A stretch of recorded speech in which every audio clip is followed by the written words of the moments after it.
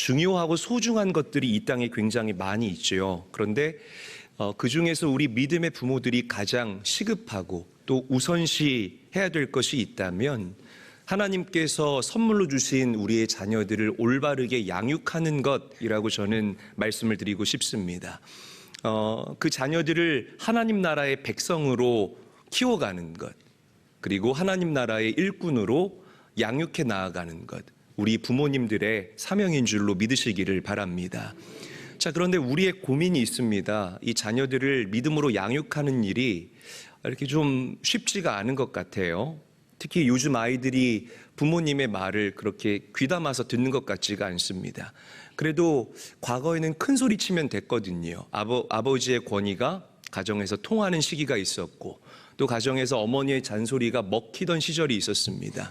그리고 아이들한테 매를 들어도 아이들이 그 매를 무서워하면서 그래도 부모의 말을 잘 들었던 시기가 있었어요. 우리 부모님들은 그 매를 사랑의 매라고 이름을 지었죠. 그런데 요즘에는 그렇게 매를 들었다가는 그렇죠, 아동 학대죄에 걸려 들어가게 됩니다. 굉장히 세상이 많이 힘들어졌어요. 더군다나 우리 아이들이 접하는 이 문화가 이 세상의 문화가 하나님 없는 세계관과 문화로 가득합니다. 그들이 하는 SNS, 그들이 하는 게임, 인터넷, 아니면 TV, 여러 가지 프로그램들이 하나님 없는 사상으로 가득해요. 온통 인본주의적인 것들로만 가득합니다. 나만 중요하게 생각하는 거예요. 나만 잘 먹고 잘 살면 되지. 이게 이 기독교 신앙의 가치와는 완전히 정반대되는 가치로 이 아이들이 시대의 주류를 타고 휩쓸려가고 흘러가고 있다는 것입니다. 그렇다고 스마트폰 안 사줄 수도 없는 거고, 또 왕따 당한다고 막 또 뭐 소리 지를 거 아닙니까? 그러니까 이 아이들의 문화와 이 다음 세대들, 뭐 청년들도 똑같습니다. 다음 세대들의 문화와 우리 부모 세대 간의 이런 영적인 간극이 생기다 보니까 이 아이들을, 이 다음 세대들을, 우리의 자녀들을 믿음으로 양육해 나아가는 것이 여간 어려운 일이 아닐 수가 없다라는 것이죠. 여러분, 실제로 통계에 따르게 되면 우리나라 기준으로 이 3대, 4대까지 신앙이 이어지는 경우가 15% 정도밖에 되지 않는다고 합니다. 제가 이 통계를 보고서 가만히 생각해 보니까 우리 인천제일교회 안에서도 3대가, 4대가 함께 신앙생활하는 가정을 정말 손가락에 꼽더라고요. 그래도 예전에는 조금 더 많았던 것 같은데, 그러니까 믿음이 이어져 내려오고 있지를 않는다는 거예요. 그래서 요즘에는 이 3대, 4대가 함께 신앙생활하는 이 가정이 굉장히 희소해지고 희귀해졌다라고 저는 생각을 해봅니다. 여러분, 여러분들의 가정 어떠신가요? 부모로서, 그리고 믿음에 먼저 된 자들로서 여러분들의 가정을 믿음으로 잘 지켜나가고 계십니까? 한번 오늘 이 말씀을 들으시면서 여러분들의 가정을 곰곰이 생각해 보셨으면 좋겠습니다.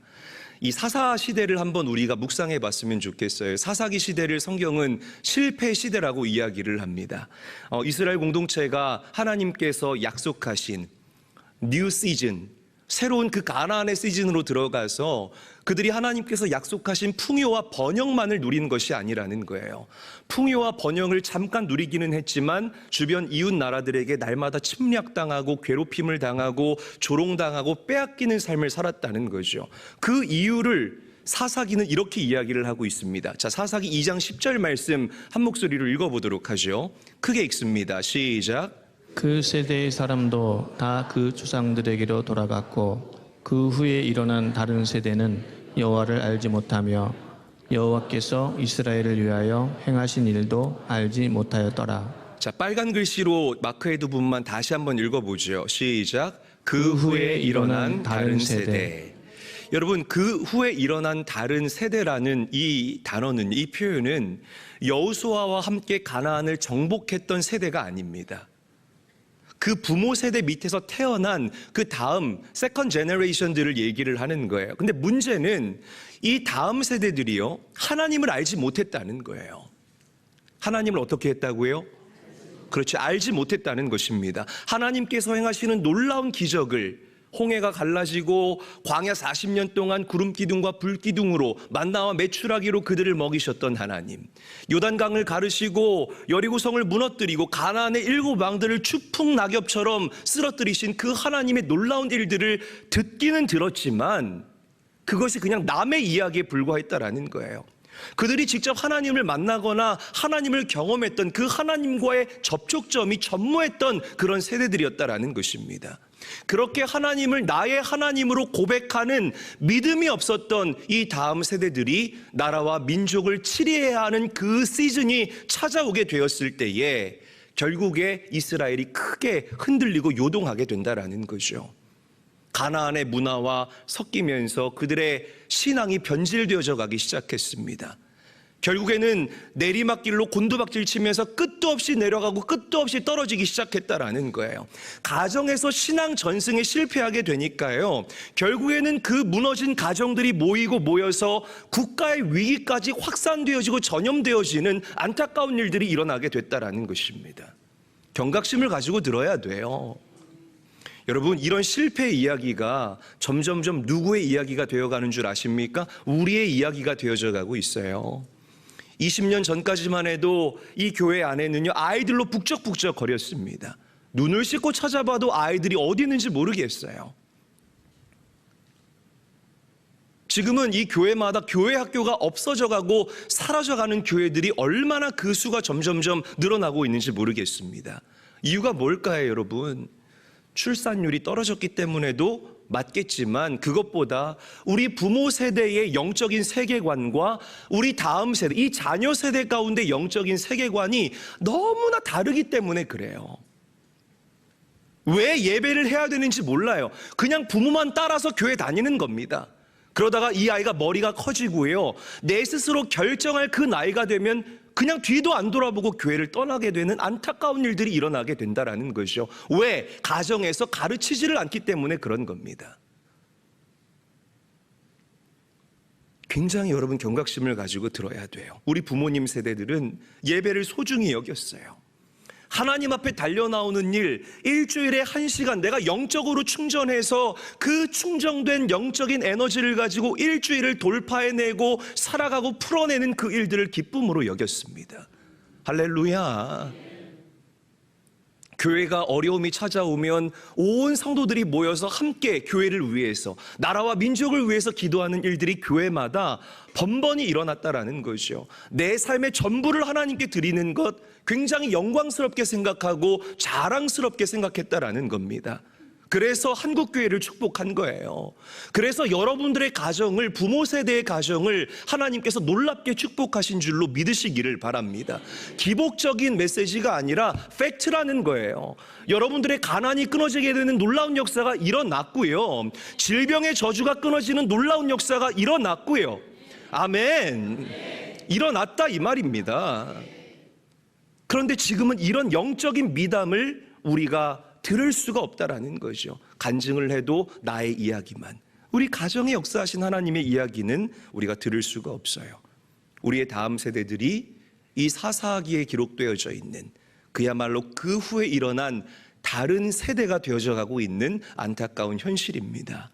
사랑하는 제일교회 성도 여러분, 사랑하는 우리 부모님들, 여러분들이 가장 시급하고 긴급하게 회복하고 다시금 리빌드, 재건해야 될 일이 무엇입니까? 우리 자녀들에게 올바른 믿음을 심어주는 것이라는 사실을 믿으시기를 바랍니다. 할렐루야.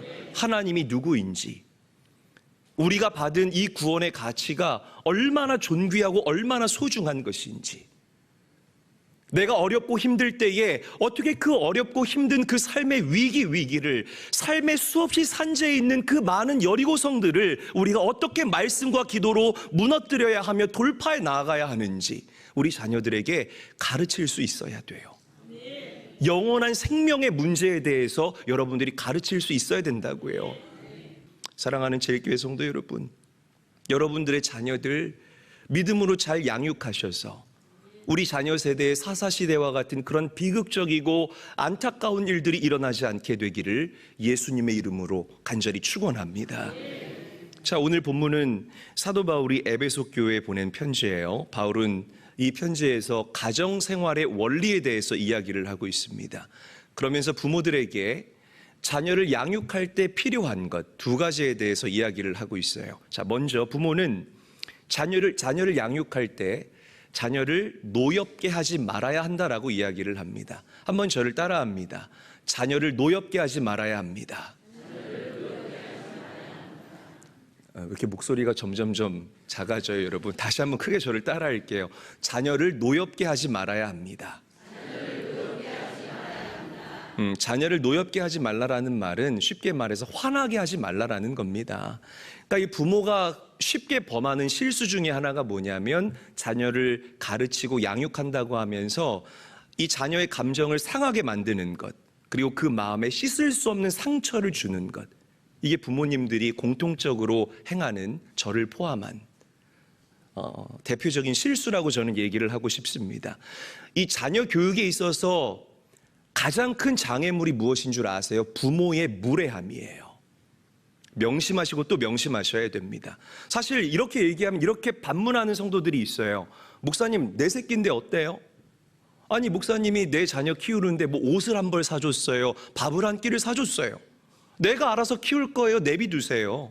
이렇게 생각하는 분들이 있을 수가 있습니다. 그러나 그렇지 않아요. 부모의 무례함 때문에 굉장히 많은 이 다음 세대들이요, 상처받고 고통받고 힘들어한다라는 사실을 우리 부모님들이 아셔야 된다라는 겁니다. 그리고 여러분 잘 들으세요. 이 상처가 치유되지 못한 상태에서 이 아이가 자라나고 또 성인이 되잖아요. 부모와 의절하게 되는 그런 안타까운 일들이 여기저기서 빈번하게 일어나게 돼요. 정말 안타까운 실상이고 현실이죠. 성경은 이야기합니다. 사랑은 무례히 행하지 않는 것. 할렐루야. 사랑은 무례히 행하지 않는 것이에요.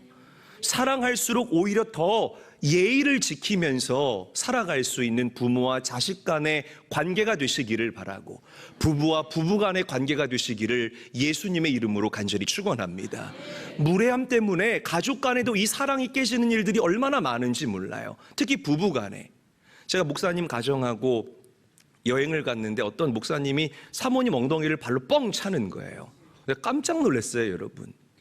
아무리 가깝고 볼 거 안 볼 거 다 본 사이라 할지라도 이런 무례함이 부부 사이의 관계, 그 사랑에 금을 가게 만든다라는 것입니다. 여러분, 왜 언제 우리 자녀들이 상처받을까? 꾸중 듣거나 매 맞으면 우리 자녀들이 상처받을까요? 그렇지 않아요. 이 자녀들도요, 다 압니다. 그래서 본인들이 잘못하면 이 꾸중을 들을 만하다, 매 맞을 만한다라고 그렇게 생각한대요, 자녀들이. 근데 문제는 정작 아이들의 마음에 상처를 주는 것, 인격을 무시할 때, 그리고 우리 가족한테 하는 것과 다른 사람과 하는 그런 이 이중적인 모습이 이렇게 다를 때, 이런 모습에 자녀들이 굉장한 회의감을 느끼고 어린 자녀들이라 할지라도 상처를 받는다라고 심리학자들, 전문가들이 이야기를 하고 있습니다. 어떤 부모님은 자녀가 상처받았다라고 얘기하면 오히려 화를 내요. 야, 엄마는 너보다 훨씬 더 어려운 형편에서도 공부하고 대학 가고 직장에 취직하고 이렇게 잘 먹고 잘 사는데 너는 엄마가 학원 보내줘, 학교 보내줘, 좋은 옷 입혀, 유기농으로 맨날 밥 지어줘. 그래서 살 디룩디룩 쪄. 야, 도대체 너가 상처받을 게 뭐가 있니? 이렇게 얘기하는 부모님들이 계십니다.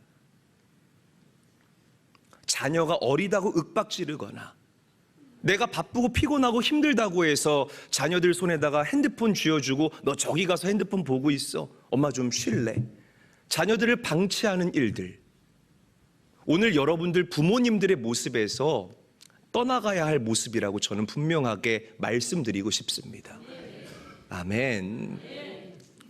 여러분, 이 자녀가 부모한테 굉장히 인정받고 싶어 해요.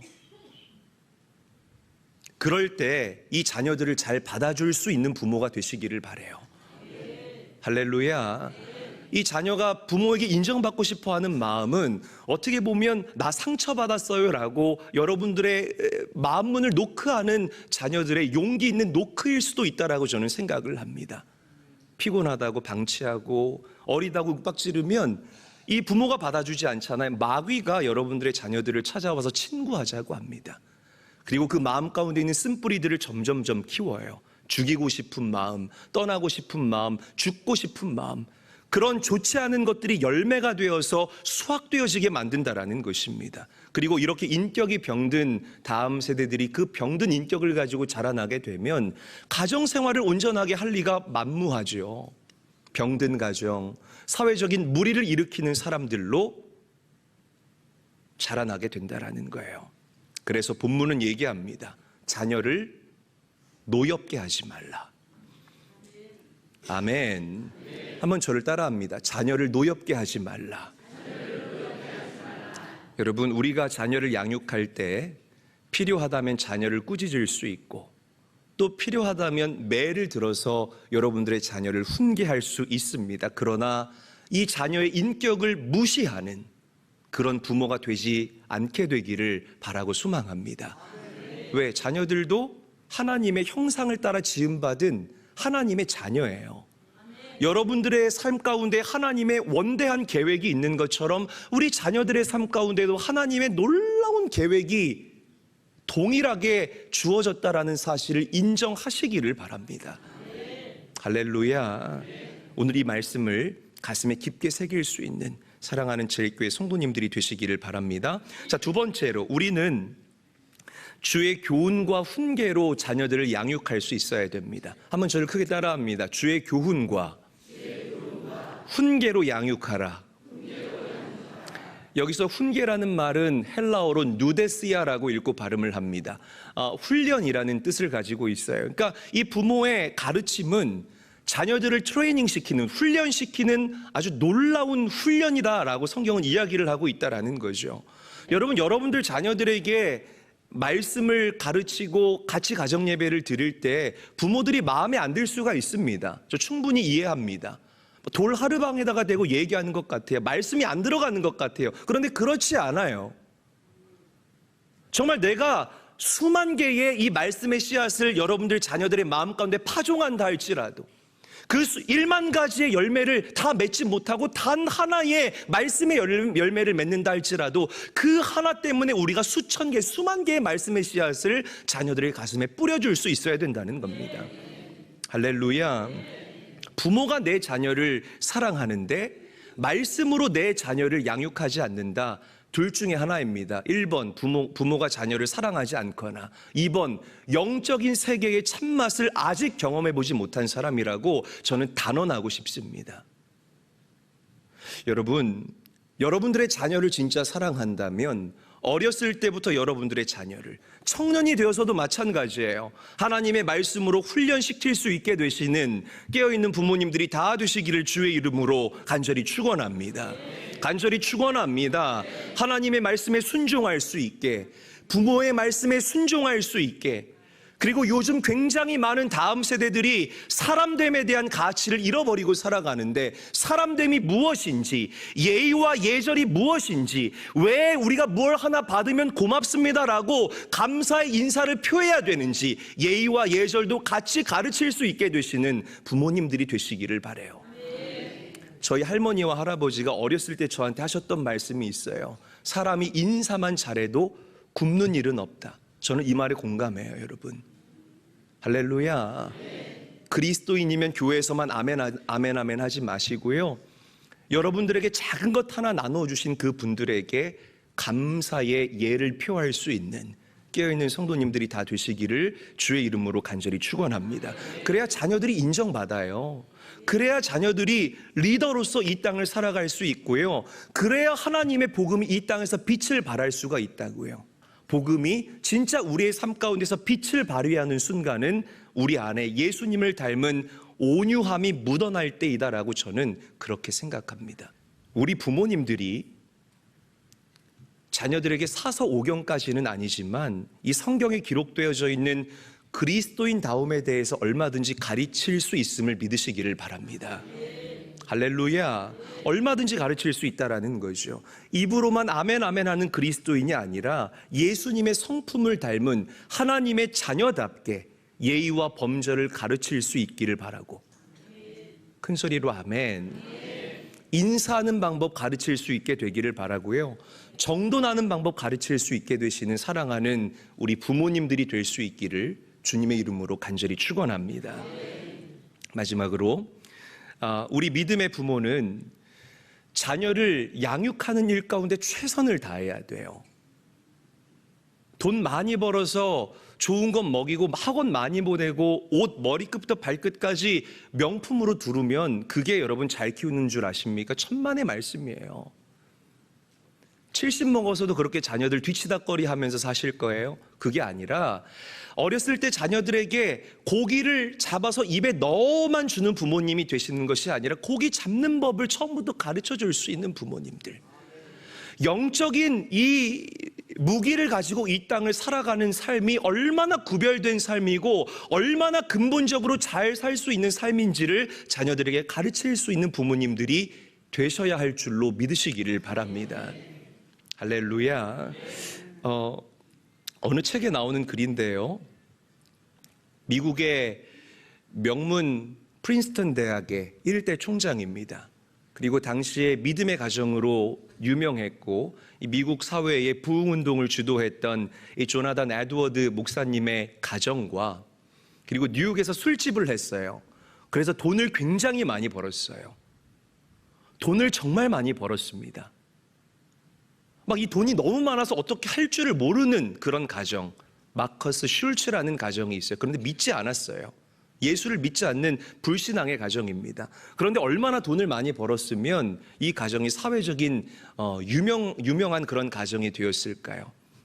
그런데 이 가정이 사회에 끼친 영향을 알아보기 위해서 미국의 교육위원회가 이 두 가정의 5대까지를 샅샅이 추적하고 조사하는 그런 통계를 만들었다고 합니다. 참 미국이 대단한 게 별의별 통계들을 다 만들어요. 기독교 국가잖아요. 믿음의 가정과 그렇지 않은 가정이 얼마나 다른지를 정말 데이터로 만든 거죠. 자, 먼저 에드워드 목사님의 이 후손들은 귀로만 들어보세요. 896명이었는데 그 중에서 목사가 116명, 대학 총장이 3명, 학장 66명, 교육자 86명, 문학가 75명, 국회의원 4명, 부통령 1명, 사업가 73명, 과학자 21명, 그 외 장로와 집사 등 모범적인 신앙인들이 약 286명 정도가 되었다는 겁니다. 굉장히 대를 거듭할수록 선한 영향력을 끼치는 믿음의 명문 가문이 됐다라는 거죠. 그런데 돈은 굉장히 많았지만 불신앙의 가정이었던 슐츠의 자손들은 1062명이었대요. 아이들은 많이 낳네요. 그 중에서 평균 5년 이상 교도소 생활한 사람 96명, 알코올 중독자, 정신질환자 58명, 창녀들 65명, 극빈자 286명, 그리고 이들 때문에 지출된 국가 재정이 1억 5천만 달러, 2천억 정도가 됐다고 합니다. 근데 이게 여러분 1700년도에 2천억이니까 그 화폐의 가치를 생각하면 이거 실로 어마어마한 액수가 아닐 수가 없다라는 거죠. 그러니까 이게 예수 믿는 가정과 믿지 않는 가정과 가문의 차이예요. 저는 이걸 느껴요, 실제로. 믿는 가정과 대화를 하면 거기에서 묻어나는 당당함과 여유로움이 있습니다. 할렐루야. 믿지 않는 가정, 예수님의 이응자도 들어보지 못한 사람들, 일단 자신을 드러내려고 해요. 몸에 보이는 것들, 액세서리들, 옷들, 자동차들, 집들, 하나도 부럽지가 않거든요, 여러분. 그렇게 하면 본인들의 클래스가 올라간다라고 생각합니다. No way, 아니에요. 그렇지 않습니다. 헛된 것들 붙잡고 살아가는 사람들입니다. 그 경박함과 천박함을 어떻게 감출 수가 없어요. 이런 표현 써서 죄송합니다. 정말 그래요. 저는 여러분들이 믿음의 가치를 내 목숨보다 소중하게 여기시고 이 가치를 자손 대대로 잘 전승하고 계승할 수 있는 이 일에 가장 열정을 가지시고 열의를 올리시는 사랑하는 부모님들이 될 수 있기를 예수님의 이름으로 간절히 축원합니다. 말씀을 정리하죠. 믿음을 전승하는 일, 하나님 신앙을 가르치는 일, 우리 자녀들 삶 가운데 복음을 심어주는 일, 무엇보다 중요하고 시급한 일이 아닐 수가 없다라고 저는 생각해요. 이 일이 제때 이루어지지 않으면 우리 다음 세대들이 사사기에 기록된 그 후에 일어난 다른 세대로서 정말 안타까운 인생을 살지 않을까라고 감히 우리 성도님들께 말씀을 드리고 싶습니다. 사랑하는 제일교회 성도 여러분, 누가 뭐라고 해도 우리 자녀들을 노엽게 하지 마시고, 할렐루야, 할렐루야, 주의 교훈과 훈계로 우리 자녀들을 건강하게 양육할 수 있는 깨어있는 부모님들 다 되시기를 예수님의 이름으로 간절히 축원합니다.